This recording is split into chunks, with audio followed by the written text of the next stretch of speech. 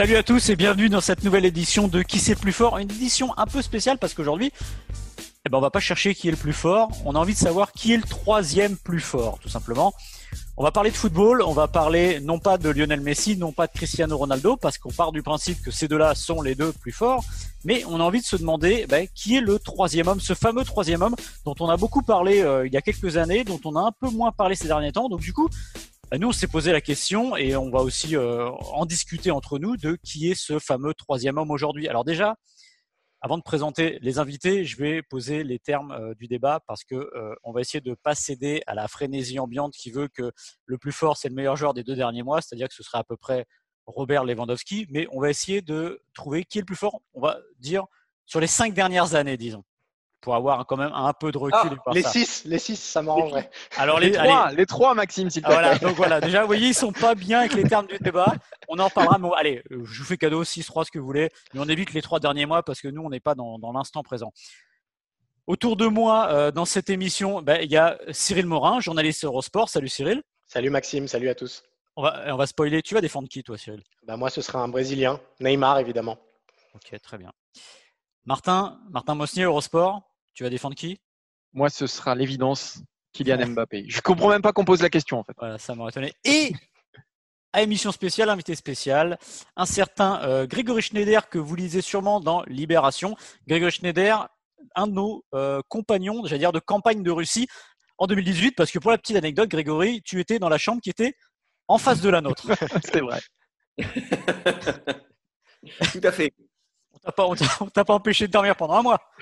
Non, mais l'organisation de votre pucier, les gars, je vous ai réclamé. Non, par contre, ça, c'est interdit. Ce qui s'est passé là-bas reste là-bas, s'il vous plaît. Ouais, alors non, mais il faut juste dire quand même, parce que pour ceux qui nous écoutent, je ne sais pas si ça vous intéresse, mais Grégory est venu dans notre chambre le lendemain de France-Belgique. On avait dormi très tard et en effet, c'était un peu le bazar. On s'était levé très tard, on n'avait pas rangé, donc c'était pas digne d'un grand média, on va dire, européen, voilà, pour faire simple. Alors, c'était entre la grotte et autre chose.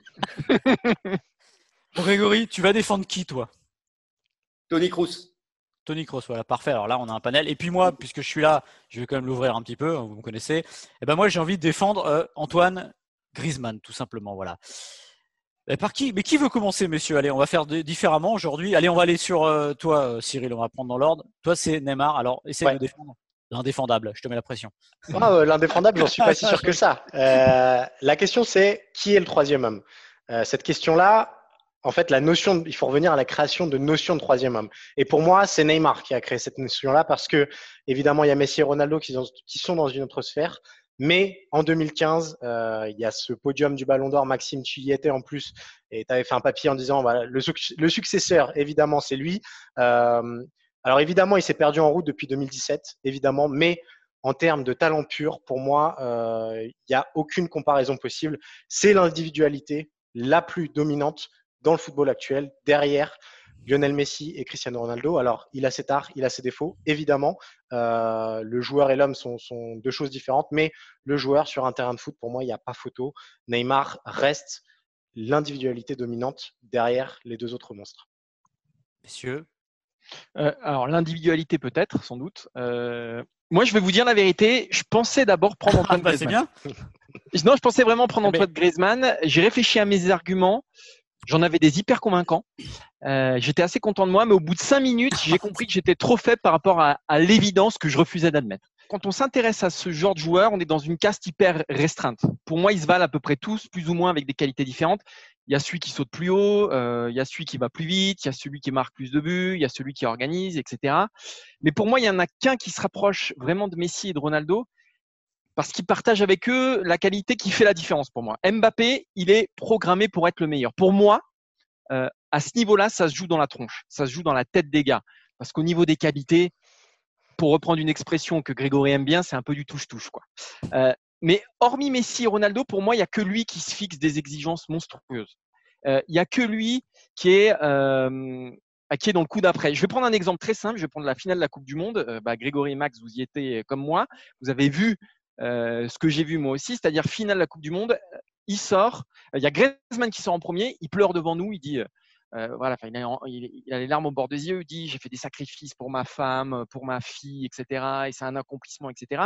Mbappé arrive 5 minutes après avec un trophée sous le bras du meilleur jeune du tournoi. Et tu as l'impression qu'il vient de gagner un tournoi de quartier. Et ça, pour moi, c'est capital. C'est ce qui distingue les très bons des meilleurs. Parce que comme Ronaldo ou comme Messi, il a une gamme d'émotions hyper limitée. Ronaldo, c'est la machine. Messi, c'est à peu près pareil. Et Griezmann, et Mbappé, c'est une sorte de cyborg. Non, mais pour moi, Mbappé, c'est une sorte de cyborg parce qu'on lit jamais en lui une forme d'accomplissement. Et c'est dans ses gènes. Je vais prendre un deuxième exemple. Quand il revient contre Guingamp, donc il est champion du monde, il revient contre Guingamp. Son dos, il a doublé de volume. Il est là, il met la misère à tout le monde au Roudourou. Il rentre en deuxième période, il met la misère à tout le monde. C'est-à-dire qu'il vient de gagner la Coupe du Monde.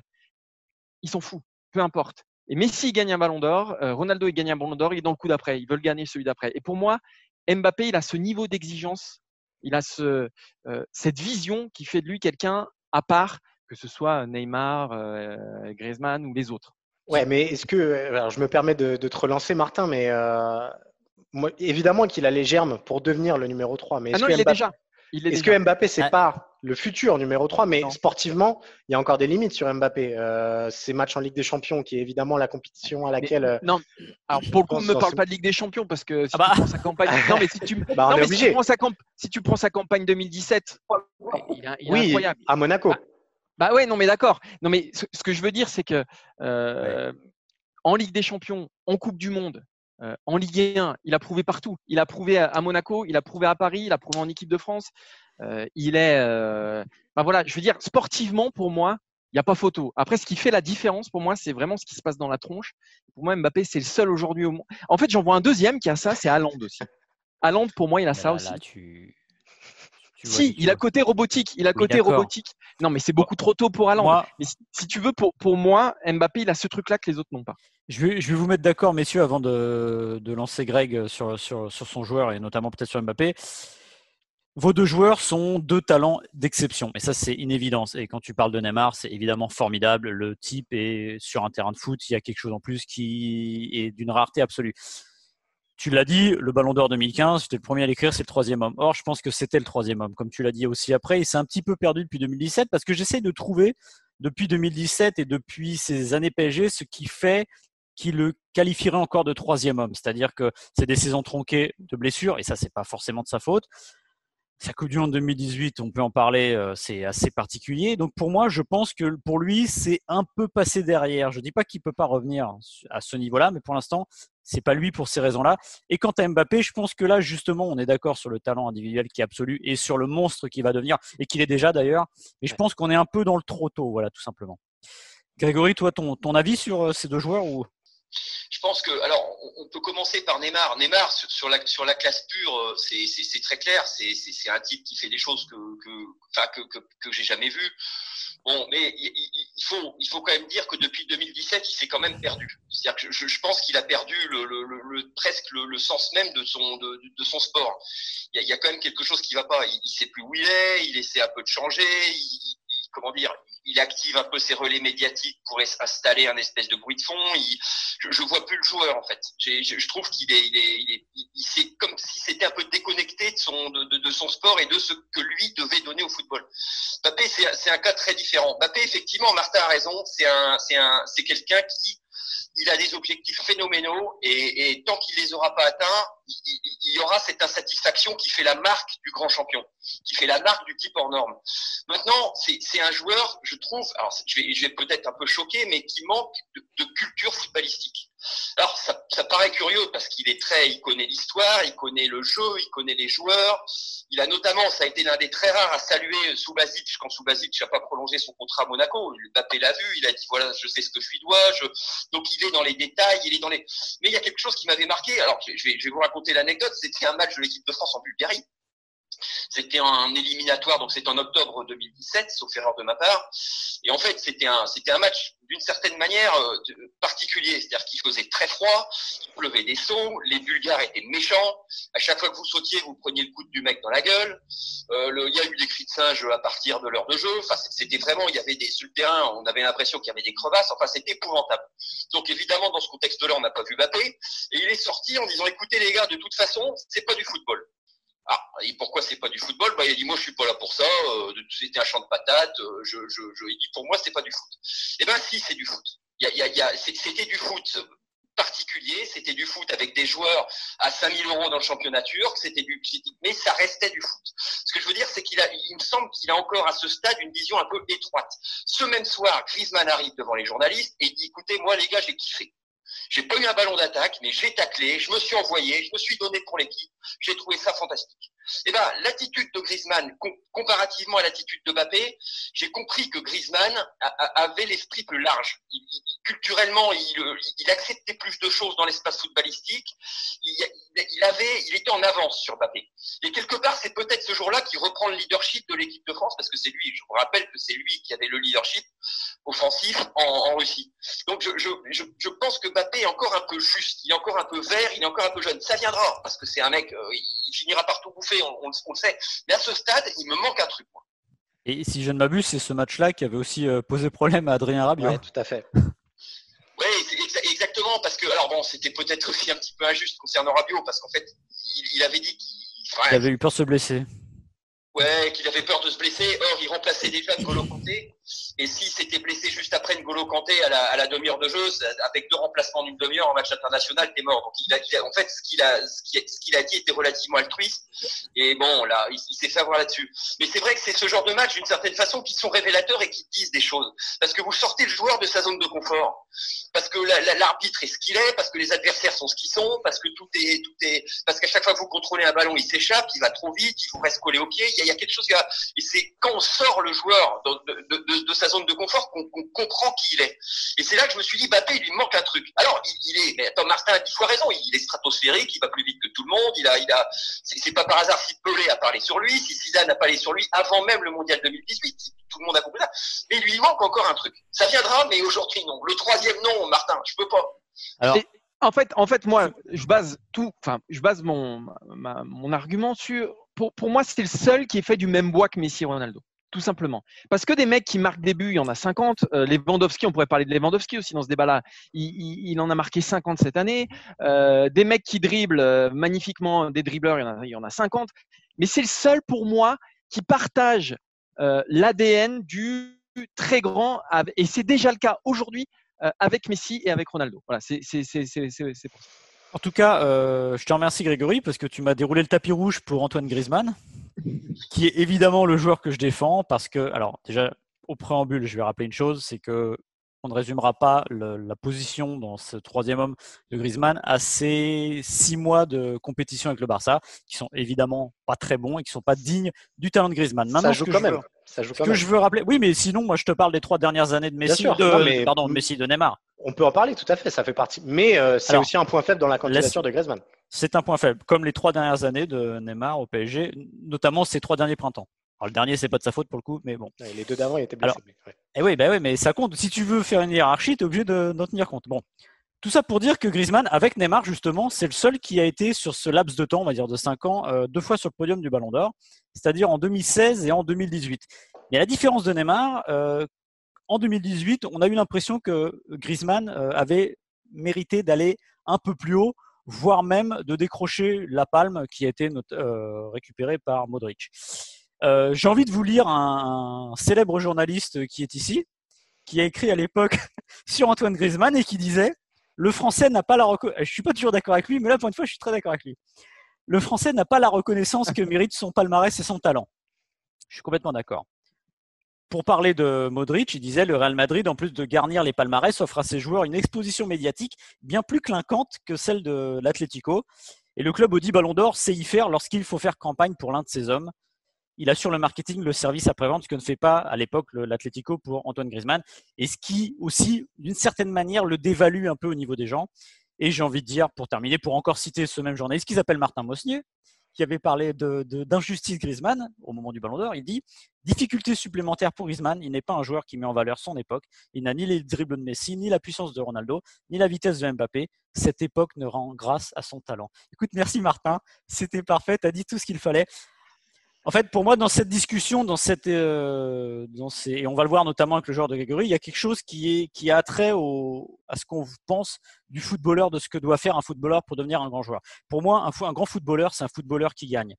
et qui fait gagner son équipe. Alors vous allez me dire que l'Atlético, il n'a pas gagné énormément de choses, sauf qu'il est arrivé 2 fois en finale de la Ligue des Champions avec une équipe comme l'Atlético qui n'avait pas cet ADN-là. Il a été champion du monde avec les Bleus, ce qui est immense. Et je mets au défi quiconque aujourd'hui de me dire que sans lui, les Bleus auraient été champions du monde parce que on peut caricaturer, dire c'est des pénaltys, sauf qu'il est bien plus que ça. Et c'est un joueur éminemment formidable. Alors oui, d'accord, il traverse une sale année, ça, on ne peut pas dire le contraire. Mais je pense que son caractère et son altruisme qu'il desserve cette année l'ont aussi desservi auparavant, mais qui doivent être justement mis en avant, surtout quand on compare avec des joueurs comme Neymar, qui évidemment, intrinsèquement, Neymar est un bien plus grand footballeur techniquement, c'est une évidence. Mais n'empêche que c'est pas seulement ça un grand joueur, et je pense que pour les 5 dernières années, la laps de temps à peu près qu'on donne, Griezmann mérite largement d'être le 3e homme. Il est moins clinquant, en effet, il est moins clinquant, il est moins flashy, mais n'empêche que ce qu'il a fait sur 5 ans est pour moi immense. Je vais revenir sur un truc sur Griezmann, parce qu'il y a quand même une anecdote. Quand Mbappé explose en équipe de France, ça rebat quand même les cartes sur l'équilibre offensif tricolore. Deschamps s'entretient avec Griezmann, Griezmann est son leader offensif, et il obtient de Griezmann que celui-ci joue en fait beaucoup plus bas pour laisser un peu d'espace offensif à Mbappé. C'est-à-dire que Griezmann a joué tout le mondial 2018, il a joué 15 à 20 mètres plus bas que ce qui était prévu. Et il l'a fait sans problème. Et Griezmann l'a fait sans problème. Et c'est sa grandeur. Et c'est sa grandeur de joueur. Combien aurait dit, attendez, c'est moi le leader offensif, on va pas faire ça comme ça. Parce que la vérité, c'est que Griezmann a pensé équipe. Alors après, on peut toujours dire il est ceci, il est cela, mais il pense équipe. Toni Kroos, c'est très franchement, c'est un petit peu l'histoire secrète, me semble-t-il, du foot. C'est-à-dire que vous avez deux footballs. Vous avez un football médiatique avec des mecs dont on va parler toutes les semaines, et vous avez un football qui joue sur le terrain. Pourquoi Kroos a jamais été, ça vient d'être dit là, je crois que c'est Maxime qui a relevé ça. Pourquoi Kroos a toujours été relativement loin par rapport à ses performances objectives dans le classement du Ballon d'Or? Parce que le Real Madrid ne l'a jamais poussé. Le Real Madrid a poussé Cristiano Ronaldo, le Real Madrid a poussé Modric, mais le Real Madrid n'a jamais poussé Toni Kroos. Donc il a été un petit peu le sacrifié du coin. Bon, c'est sur le joueur, je vais pas vous faire l'article, vous le connaissez aussi bien que moi, c'est un tueur, c'est un joueur méchant, c'est un joueur très fin techniquement, c'est un joueur agressif, c'est un joueur qui fait du lien, c'est un joueur qui va au mastic, c'est un joueur qui… Quand Zidane revient l'année dernière, la première chose qu'il fait, c'est de sécuriser son contrat. Il a gagné 3 Ligues des Champions, il a été les 3 fois fondamental. Il a été, moi, le plus beau champion du monde que j'ai vu de mes yeux, c'est quand même l'Allemagne en 2014, n'en déplaise, c'était un jeu magnifique, tout en contrôle, il y a le fameux 7-1, regardez le match de Kroos sur le 7-1, alors bon, vous allez me dire, ils sont tous forts, lui, comme les autres, mais s'ils sont tous forts, c'est aussi parce que collectivement, ils cliquent tous l'équipe au-dessus, il est ce joueur-là. Alors c'est vrai que c'est une histoire un petit peu parallèle, c'est une histoire autre, c'est une histoire qui se raconte pas, en tout cas dans les médias. Je reste persuadé qu'elle se raconte entre les joueurs eux-mêmes. Il a à peu près toutes les qualités, il défend aussi bien qu'il attaque, il est une sorte d'aide de camp, effectivement des têtes de gondoles médiatiques qui l'entourent. Les gondoles passent, lui reste. Moi, je pense qu'il sur bien des plans, il est le plus fort, oui. Ce que j'aime dans le raisonnement de Grégory, c'est qu'on parle de jeu et qu'on parle de terrain. On a parlé de caractère avant, etc. Moi, je trouve que Kroos, malheureusement, il est victime effectivement du football actuel et du monde médiatique actuel. Mais je trouve que il répond à quelque chose qui est du lien collectif. Kylian Mbappé, quoi qu'il arrive, il reste dépendant de ce qui se passe derrière lui. C'est un attaquant, donc fatalement, les 10 gens qui tournent autour de lui influent fatalement son rendement. Griezmann, je sais que Maxime, tu ne veux pas en parler, mais ce qui se passe actuellement au Barça prouve que c'est difficile de le mettre en musique avec lui. Je pense que Neymar, pour moi, est le mec que tu peux mettre dans n'importe quelle équipe et qui fatalement va changer le jeu de l'équipe. Quand il arrive au Barça, en 2015, le Barça devient fatalement beaucoup plus vertical parce qu'il y a Neymar et parce que ça colle beaucoup plus à ses qualités. Quand il arrive à Paris, il n'a même pas besoin de faire quoi que ce soit, on lui donne directement le pouvoir. C'est le genre de mec qu'on pourrait mettre n'importe où dans la rue, sur n'importe quel terrain de foot, il prendrait le pouvoir parce que son talent dépasse de très loin celui de tous les autres. Oui, mais son talent, alors je vais être volontairement provocateur, il a fait progresser le PSG en quoi? Et il a fait progresser le Barça, déjà. N'oublions pas cette époque-là. Oui, bien sûr, jusqu'en 2015. Mais moi, en 2017, j'ai aucun mal à reconnaître que depuis 2017, il s'est sans doute perdu. Mais si on parle de 2014, 2015, 2016, il reste fondateur et surtout le Neymar en forme. Alors, voilà, mais ça répond à plein de encore choses. une fois, moi, Encore une fois, si le débat c'est on les prend chacun à leur top et on voit qui est le plus fort, je pense qu'il n'y a pas de question. Non, mais si on fait ça, si on met les meilleurs footballeurs intrinsèques, je pense que Mbappé et Neymar sont très loin devant. Je parle de manière intrinsèque sur les qualités techniques, tout ce qu'on voit. Je reviens à Griezmann. Je pense que Griezmann, en fait, de tous les joueurs, et c'est pas pour vendre ma cam, encore une fois, c'est le meilleur mix. C'est-à-dire que c'est sans doute pas le plus talentueux techniquement, c'est pas le plus besogneux, mais c'est celui qui s'intègre le mieux entre tout ça. C'est celui qui a le meilleur, j'allais dire le meilleur rapport qualité footballeur, qualité footballeur et conséquence sur l'équipe. C'est-à-dire que en plus avec Griezmann, ce qui est un peu injuste avec Griezmann, c'est que ce qu'il fait sans le ballon est presque aussi important que ce qu'il fait avec. C'est dire s'il est important dans une équipe. Et moi, je le redis encore une fois, on est sur ça doit être générationnel parce que les deux plus vieux de la session sont Grégory et moi. Vous êtes les deux plus jeunes. Et nous, on a ce côté, je pense, qui est très générationnel, de dire que pour moi, le meilleur joueur, celui qui fait gagner son équipe dans les grandes largeurs. Alors, vous allez me dire que moi, a fait gagner la Ligue 1. Moi, Maxime, je suis d'accord avec toi. Griezmann, c'est le joueur d'équipe. Et c'est pour ça que je suis. Mais c'est plus que ça, c'est plus que ça. Si, non, mais bien sûr que c'est plus que ça, Maxime. Je te dis que moi, j'aurais pu défendre Griezmann. Mais je sais très bien. Griezmann sans problème et même tout ce que dit Grégory, j'y adhère à 100%. Je reprends juste les termes du débat du troisième homme. Donc si je compare à Messi et Ronaldo, c'est-à-dire qu'on cherche peut-être aussi quelque chose qui va au-delà de ça, un petit peu quand même. Ouais. Messi et Ronaldo, ce ne sont pas que ça, ce ne sont pas que des joueurs qui font gagner leur équipe, ce sont aussi des mecs qui sont là depuis… Pour moi, le point faible de Mbappé, c'est l'antériorité. Voilà.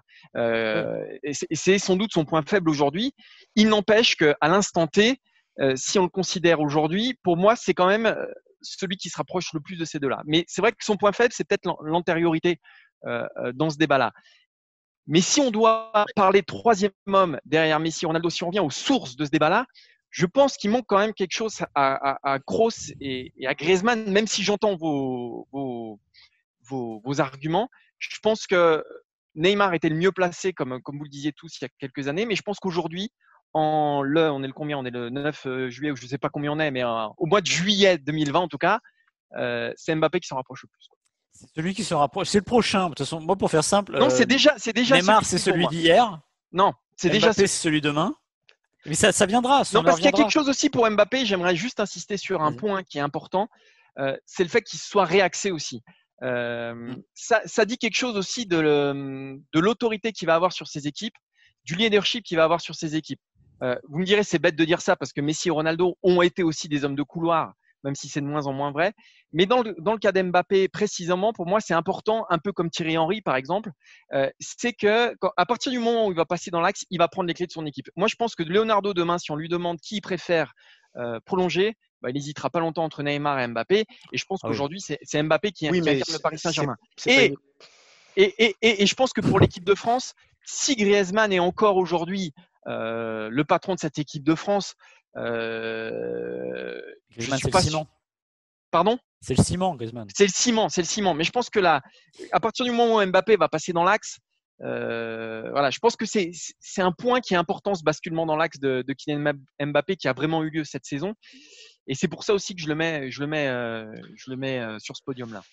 Si on reprend les termes du débat, effectivement, comme tu le disais, Martin, en fait, il y a aussi quelque chose dans l'aspect créatif que je trouve Kylian Mbappé n'a pas encore, que Neymar a. C'est-à-dire, et c'est peut-être Kylian Mbappé ressemble peut-être plus à Cristiano Ronaldo et Neymar ressemble peut-être plus à Lionel Messi. Et moi, c'est ce qui me plaît dans le football, c'est aussi savoir faire mieux jouer les autres. Et je pense que Kylian Mbappé n'en est pas encore arrivé là. Griezmann fait partie de cette caste-là, mais Neymar, à mes yeux, c'est encore un cran au-dessus parce qu'il sait absolument tout faire, Griezmann aussi, mais offensivement, moi, je lui donne le ballon, les yeux fermés, il fera des différences et il saura faire les bons choix. Ouais, il faut pas oublier un petit quelque chose quand même, c'est que Mbappé souvent a été aspiré par des contextes négatifs. C'est-à-dire que je pense au match en Turquie notamment, où il a été le pire du pire. Ouais. Je pense au match retour contre Manchester, où il se noie complètement. C'est-à-dire que quand il n'est pas porté par le contexte, il a à ce stade, et c'est normal compte tenu de son âge, où il a beaucoup de mal. Or, Neymar, dans une équipe catastrophique, on va le voir. Il va être décisif, il va faire quelque chose. Les mauvais soirs, on va le voir. Il va quand même être décisif. C'est-à-dire que Neymar, je trouve, a quelque chose que Mbappé a pas quand même. Neymar est capable, dans tous les matchs, Neymar, il va être décisif, d'une façon ou d'une autre, tous. C'est-à-dire qu'après, c'est ça. Alors peut-être ils vont quand même en prendre 2. Regardez le match aller à Dortmund où Neymar est complètement à l'envers, il claque. Il arrivera toujours à faire un petit quelque chose. Mbappé, on n'est pas là. Je trouve, je mets encore, si on parle du talent pur ou de la faculté un peu magique, comme ça vient d'être évoqué, ou dans ces cas-là, Mbappé, c'est pas Neymar. On peut pas dire ça. Mais je pense que ça a trait à ce que tu disais avant sur la Bulgarie, c'est-à-dire que ça a trait à la maturité. Il est d'une énorme maturité, Mbappé, on l'a déjà dit, on le redira toujours. Mais peut-être que justement sur les moments négatifs, à pas se laisser dépasser par l'événement ou peut-être sombrer du côté obscur. Voilà. Et je pense que ça viendra après. C'est peut-être ce qui fera de lui le troisième homme un jour. Et il y en a. Alors malheureusement, on n'est que 4 pour discuter. Donc évidemment, vous nous écoutez, vous vous dites. Neymar c'est bien gentil, Griezmann c'est bien gentil, Kroos c'est bien gentil, Mbappé c'est bien gentil, mais il en manque, alors je dirais au moins un qui symbolise un peu la saison qui vient de se terminer, qui est peut-être un peu juste aussi sur l'antériorité parce qu'il est arrivé un peu plus tard, mais c'est évidemment Virgil van Dijk. Vous pensez quoi de Virgil van Dijk? Et est-ce qu'on n'est pas aussi dans la dichotomie attaquant-défenseur qui dit que un défenseur malheureusement ne peut pas être considéré comme le troisième meilleur joueur du monde? Dans ces cas-là, plutôt que Van Dijk, vous avez beaucoup plus fort que Van Dijk en magasin, c'est Varane. Je veux pas dire de mal, mais bon, Varane, c'est 4 Ligues des Champions. Je parle sous le contrôle de Martin et Maxime, mais moi, c'est le meilleur joueur français du dernier mondial. Sa demi-finale est immense. La demi-finale contre les Belges, j'ai d'ailleurs cru qu'il allait finir par en tuer un. Non, mais si on part sur les défenseurs, mais alors bon, je vais vous sortir. Vous connaissez la célèbre phrase de Cruyff, qui était très provocatrice, mais qui dit quand même quelque chose du foot. C'est si les défenseurs étaient bons, ils joueraient attaquants. Alors bon, faut la prendre avec des pincettes. Elle vous dit quand même, parce que messieurs, vous avez tous joué au football, vous avez joué défenseur, vous avez joué attaquant, vous savez quand même ce qui est plus compliqué. Ce pourquoi faut le plus de talent, ce pourquoi voilà. Donc c'est quelque part. Quand j'ai entendu l'énoncé, je me suis dit, c'est forcément les joueurs offensifs. Parce qu'un joueur, c'est quand même plus dur de jouer devant que derrière dans le jeu de football, quoi. Donc Van Dijk, j'avais un peu cette réserve. Et si on veut prendre un défenseur, je vois pas l'équivalent de Raphaël Varane. Messieurs. Moi, j'ai un problème avec les joueurs de Liverpool parce que les joueurs de Liverpool, on pourrait parler de Mo Salah. Ouais. J'ai un problème avec les joueurs de Liverpool qui sont, pour moi, noyés par le collectif, en fait, un petit peu. Pour moi, s'il y a une star à Liverpool, s'il y a un cerveau, s'il y a quelqu'un qui incarne même Liverpool, parce que dans cette notion de troisième homme, il y a aussi la notion d'incarnation de quelque chose, quoi, d'un club. Voilà. Messi, Ronaldo, ça a longtemps été Barcelone et Real Madrid aussi. C'est Jürgen Klopp, il est sur le banc, donc quelque part il n'est pas éligible pour cette notion de troisième homme. Et ça englobe un petit peu tout ça, Liverpool. C'est pour ça que j'ai du mal à mettre pour le moment un joueur de Liverpool. Je trouve aussi, pour parler des clubs, que la limite, alors ça va encore une fois contre mon argument, mais la limite de Neymar et de Mbappé, c'est aussi le Paris Saint-Germain pour le moment. C'est que pour moi, c'est pour l'instant difficile. C'est plus difficile d'être un troisième homme quand on n'appartient ni au Real Madrid ni au FC Barcelone, qui pour moi polarise encore le football européen. Et c'est aussi plus difficile encore quand tu n'appartiens pas à une grande nation majeure. Malheureusement, on peut le regretter, mais je pense que ça fait partie de ça aussi. Je suis d'accord, on peut le renverser aussi sur Griezmann. C'est difficile d'être le troisième homme en étant à côté d'un des deux premiers.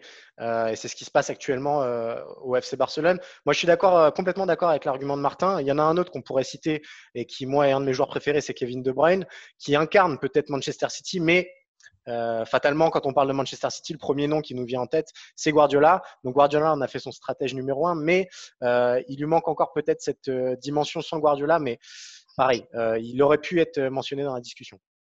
Non, mais certes, mais enfin, c'est toujours un peu c'est très intéressant ce qui vient d'être dit. C'est-à-dire que Liverpool, on va dire oui, ils sont portés par le collectif. Sauf que ces joueurs-là portent aussi le collectif. Évidemment. C'est quoi un grand joueur? Si c'est un joueur qui porte le collectif, moi j'étais tout prêt à donner le ballon d'or à Wijnaldum. Hein. Vous avez vu un peu sa saison? Moi, alors peut-être qu'un grand joueur au fond c'est Wijnaldum, mais c'est pas Neymar. Ou c'est Sadio Mané qui fait des efforts collectifs phénoménaux, mais c'est pas Neymar. Vous voyez, ça dépend ce qu'on cherche dans le foot. Si la finalité est collective, bah il faut essayer d'aller chercher chez les mecs de Liverpool parce qu'ils donnent plus collectivement que qui que ce soit d'autre. Donc ça renverse un peu le postulat, mais ça pose la question de savoir ce qui est vraiment un grand joueur. Et ça a été dit tout à l'heure, je sais plus qui a dit ça, mais quelque part Griezmann, comment dire, il coche les deux cases. Il a le talent et collectivement, il porte une équipe. Moi, je suis complètement d'accord avec toi, Grégory. Et il y a un jeu sur les réseaux sociaux qui circule souvent. C'est la dernière minute du temps additionnel. Il y a match nul, il faut que tu gagnes. À qui tu donnes le ballon? Des quatre noms qu'on a là, moi, c'est comme ça que je l'ai réfléchi. C'est comme ça que j'ai pensé le troisième homme.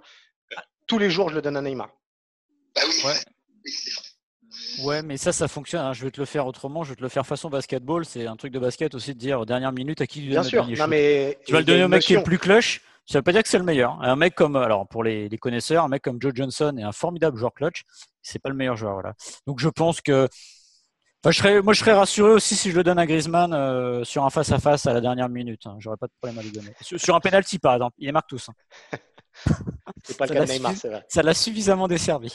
Peut-être qu'avec Griezmann, vous êtes justement pas partout dans les arrêts de jeu. Peut-être. Voilà. Vous apportez l'équipe au niveau du dessus. Non, mais c'est aussi comme ça qu'il faut. Ça remue énormément de choses. Après, ça dépend ce que chacun veut chercher dans le foot. Ça dépend, c'est presque de la sensibilité culturelle de chacun par rapport au jeu. Mais je trouve que Griezmann, c'est quand même un sacré compromis. Griezmann, il a fait quelque chose en 2018, c'est-à-dire qu'il a porté l'équipe offensivement. Ça veut dire quoi? Ça veut dire que si l'équipe coince, c'est sur sa gueule qu'on va taper. Les médias vont s'en prendre à lui. Ça lui était déjà arrivé en 2016. Au bout puisqu'il débute pas le match contre l'Albanie. C'est-à-dire contre la Roumanie, ça s'est dit, c'est lui qui ramasse. Vous savez, porter ce poids-là, faut quand même être un sacré club. Et cette vie-là, Mbappé l'a pas encore tout à fait éprouvé quand même. C'est-à-dire que on va te voir toi, on va dire tiens, ça c'est ta faute, c'est toi, parce que c'est à toi de porter l'équipe. Après, moi, la limite que je mettrais à Griezmann, encore une fois, je pense que c'est émotionnellement que ça se joue aussi. Et je pense que c'est ce qui explique que parfois, il atteint des creux que Messi et Ronaldo n'ont jamais atteints dans leur carrière. Je pense que Griezmann, il a des moments où aussi il peut, parce Griezmann, c'est un affectif, vraiment. C'est pas quelqu'un qui va rentrer sur le terrain et quoi qu'il se passe, il va y arriver. Quoi qu'il se passe, il va se mettre un objectif élevé, il va l'atteindre. Griezmann, il est soumis à ce qui se passe. C'est un tourbillon en fait. C'est un tourbillon. Coupe du Monde 2014, on se souvient, il est jeune, ok. Il pleure toutes les larmes de son corps. Finale de Ligue des Champions, il rate un péno. Vous me direz, ça arrive au meilleur malgré tout. Finale de Coupe du Monde, même quand il gagne, voilà, il se met à pleurer et c'est un torrent de larmes. C'est pas quelque chose que je lui reproche. C'est pas du tout quelque chose que je lui reproche du tout. Voilà, chacun a ses raisons, etc. Mais c'est, je pense, une limite aujourd'hui que d'autres n'ont pas. Moi, c'est ce qui rend fascinant Griezmann, c'est comme tu l'as dit, c'est pas un cœur de pierre, c'est pas un cyborg, mais sur le terrain, c'en est un dans sa hargne, parce que c'est le type le moins, comment dire, dans son jeu qui est le moins représentatif de son physique, c'est-à-dire que Griezmann, c'est un petit gars, il est pas très grand, il est pas très costaud, et sur le terrain, c'est une teigne et il va au combat, c'est ça qui est formidable et qui le rend éminemment, à mon avis, important pour l'équipe de France et ça ne gâche en rien ses qualités offensives. Donc pour moi, ce que je vois, c'est qu'on a beaucoup parlé de Griezmann finalement. Donc je serais pas loin de penser que c'est lui parce que je suis arrivé tout seul finalement. Grégory, j'ai l'impression qu'il m'a un peu rejoint. Bon. Ouais, Grégory, là, tu nous as complètement lâché ton Tony Kroos. Hein. Alors là, on en a entendu parler pendant 10 minutes et après c'était terminé, quoi. Non, parce qu'en fait, on en vient toujours au même. En fait, dans les joueurs qu'on a donnés, il y a deux joueurs qui sont portés par le collectif et il y a deux joueurs qui portent le collectif. Exactement. Après, mais attendez, il faut être aussi très très fort pour être porté par le collectif, parce que ça veut dire que le collectif se dévoue pour vous et c'est à vous de prendre vos responsabilités et de faire tourner le match. Donc c'est quand même une grosse responsabilité. Cristiano Ronaldo a les épaules larges, mais on n'empêchera pas de penser que, in fine, le foot est un sport collectif. Et je dirais plutôt chercher ce tropisme-là. Le ballon d'or, très franchement, je l'aurais donné à Sadio Mané, moi. Si on regarde ce qu'il fait pour l'équipe, si on regarde la manière dont il transforme l'équipe, je trouve que Neymar transforme pas ses équipes. Mbappé transforme pas ses équipes. C'est le mec en plus. Alors effectivement, à la 90e, mais comme ça a été posé tout à l'heure, c'est-à-dire à qui tu donnes le ballon un partout dans les arrêts de jeu. Oui, mais là on parle d'une situation où le football devient un sport individuel. Or, je reste persuadé que c'est un sport collectif. Vous voyez, d'où comment dire, les oppositions qu'on a. C'est une façon de voir en fait. Tu peux défendre les deux sans aucun problème. Messieurs, je crois qu'on ne nous mettra pas d'accord, évidemment. On termine là-dessus, Maxime. C'était le but, évidemment. on va terminer là-dessus et on va pas raconter l'état de notre chambre, évidemment, après France-Belgique. Qui est En tout cas, ça celle de secret, ouais. Grégory, Ah, c'était clean. après 5 semaines de compétition, C'était clean. mais moi j'aurais pu manger dans son lit sans couvert. C'est-à-dire que c'était d'une propreté. Oui. Mais le problème, incroyable. Martin, c'est que tu mangeais dans ton lit sans couvert. Ouais, ça c'est un autre problème. Ceci explique cela. Messieurs, merci d'avoir participé.